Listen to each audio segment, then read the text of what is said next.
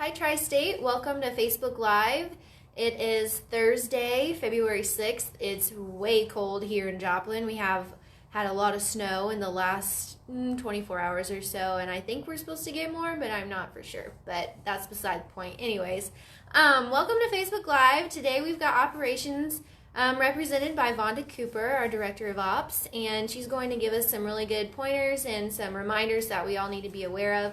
We ask that if you're watching this video and you're driving, you probably shouldn't do that, and you might want to wait until it's available on YouTube. It will also be available on Facebook over the weekend, so you'll have time to watch it then as well.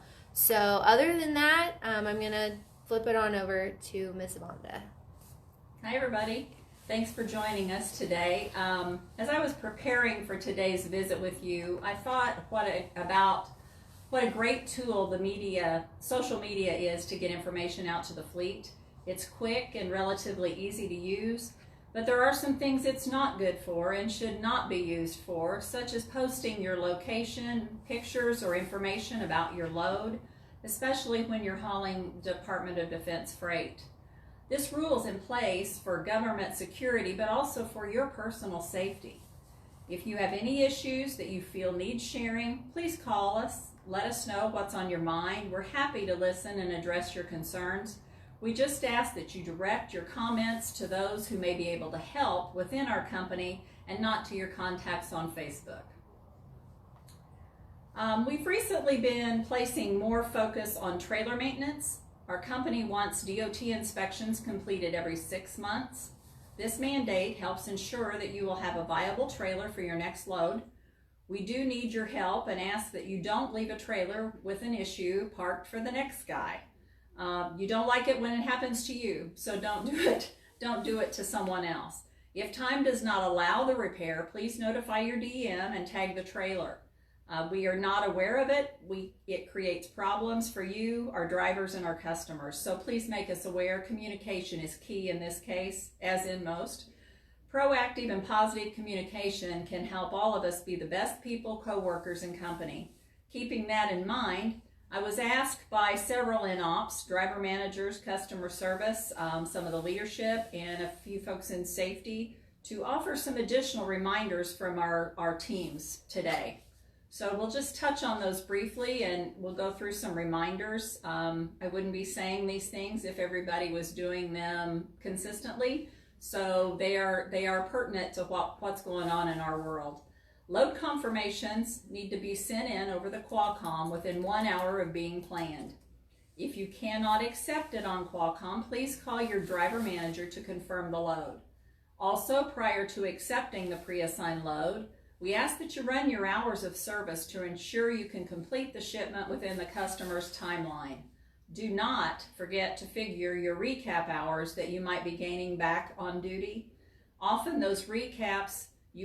those recaps, you can provide service to the assigned shipment. Anything, Riley? Not yet. Okay, thank you. We ask that you read all of the order information, even if it seems repetitive. There have been many things changed since you last visited the customer, and these order notes are the only way to share this new or additional information. Also, continually, we're working to clean and update the notes based on your recommendations, so we ask that you help us out. Anything unclear or incorrect, please let us know and we will make those changes as quickly as possible. Please put correct trailer numbers on the inbound and outbound macros as they request that information. You should only leave the trailer spots blank if you're bobtail. Errors in our system occur if this process is not followed. So trailers do not show where they're pooled, which is a problem. Should you receive an error message back, just do not ignore it. If you don't know how to address it, contact your DM. But you do need to address the error and resend the message using the macro with the proper information. That way all of our systems update properly. On the empty macro, the PTA, projected time available, you put down is when you are available for your next load. If you are going to take time off or go on vacation, the PTA time should be your return to work date. Follow that up with a free-form message to confirm your return to work date and time, please. That way we can make sure everything's documented in our systems and we don't plan you when you need time off. If you're at a shipper or receiver for an hour after your appointment time to pick up or deliver and you're not being worked, please let your DM know by sending a Qualcomm message. Several of our top customers are third party, meaning that they're not your shipper or your receiver. So we need to know so we can contact the billing customer and let them know that there may be issues or delays. We need to let them know of those in case we are able to charge any detention charges. So please keep us posted on those things. If you find you need shop work on your truck or trailer, calling the shop does not qualify as notifying your driver manager or night operations. Please use the breakdown macro outlining your issues for our information. Then we can plan accordingly and make adjustments to meet customer expectations. We're going to talk a little bit today about the Quebec border crossing issues. Shipments from Grand Anse or Labaye, Quebec are part of our continued business. We run one and sometimes multiple Labaye projects monthly, and seldom does everything go smoothly. These sheets, there's 3 of them, are in every paperwork packet for each load. There's outline directions for each phase of your trip, and we need you to please read and follow those instructions. If you have questions, we're here to answer or find the answer. Please use all of your resources to ensure compliance. The company can be subject to huge financial penalties if we do not follow the instructions exactly when we're crossing the border. Anything? Not yet, just a lot of good mornings. Okay. Carrier's Edge. I've been fleet messaging you quite often about this. Those are our safety training videos. And our compliance for January was at 48.35% last Friday, as many of you did see in a fleet message. But by Wednesday, yesterday, we were up to 56.86% compliant. Thanks to those of you who have completed, and now February's training module has been assigned. You should have gotten information from Terry Wimberly. And it's important to our company's safety initiatives that you complete your assignment. There has been conversation about making compliance to these safety videos part of your production bonus. We have not moved in that direction. So to keep us from continuing to consider that, you might want to just do the videos. Saves everybody a lot of trouble. And there is some good information. Some of it you may think is silly or redundant, but it's a good refresher and a good reminder for all of us. Hazmat checklists are another thing that we're having some problems with. We utilize those to assist the company, keeping the company's CSA and your CSA scores down.